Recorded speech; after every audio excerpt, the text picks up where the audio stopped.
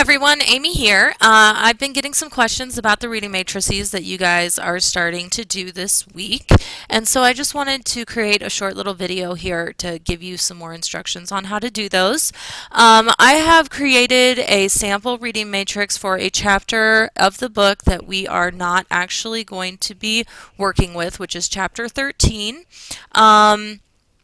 We won't have time within the scope of our 12-week course to cover autobiography, and so I thought this might be a good one to use for the example. And so you can see that there will always be the actual chapter title here, and then it asks you what the chapter is about, and so that's where you would type your overall synopsis of what the chapter is covering. And so in this case, it is writing an autobiographical narrative. And let me just adjust my fonts here so that maybe this will stand out to you guys a little bit better. We can maybe make it a little bigger too. Okay, so what you'll see on the reading matrices is that there's always different topics that I have selected for you that are main ideas that I've pulled out of the chapter. So what you will do is you will read the chapter, and as you are reading, you're going to take notes in each of these boxes with information regarding the different subtopics that I have already identified. And so this first one is about autobiographical tension. Well, if you went to chapter 13, you would notice that on the second or so page of the chapter, this concept comes up in a section that's titled Autobiographical Tension.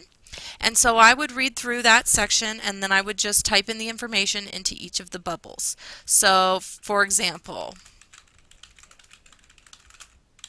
the book tells me that the definition of autobiographical tension is a clash of opposing values or points of view. Okay, so that would be my first note that I would mark there.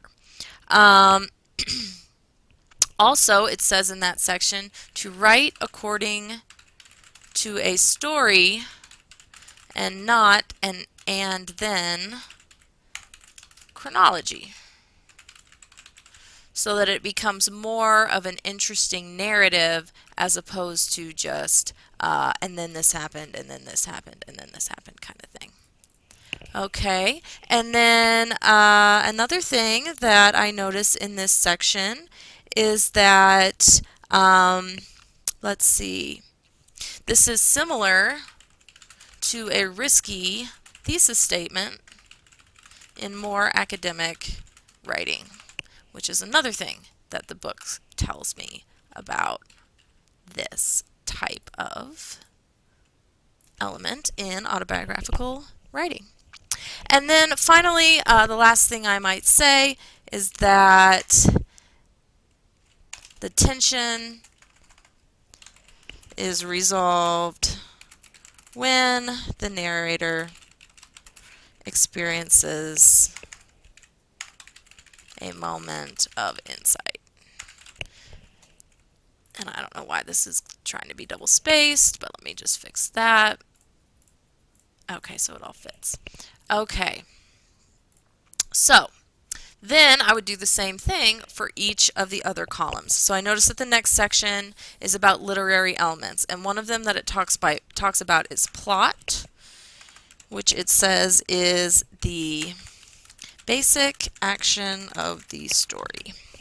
Okay, so I would just include that information there and go on. It also talks about character, setting, and so on, and I would just do the same thing for each of these. Then when I got to the literacy narratives section of that chapter, special features of literacy narratives, I would take notes on features of literacy narratives, which include a focus on the writer's experience with language, writing, reading, learning. Okay? And again, you just want to go down through the list, make sure you've got something written in each of the boxes and explain. So I would want to explain these too. And then when you're finished, you get down to the so what section. And this is kind of a little metacognition for you guys to really think about, why was this important? Why did I make you learn this? So maybe I'm asking you to write an autobiographical essay, and these are some of the elements you need to include. Or maybe we're learning about the writing process, and it's going to help you as you revise your work. But just this is more your opinion about what you took away from this chapter and how you think it's going to benefit you here. So this would be more subjective, up to you.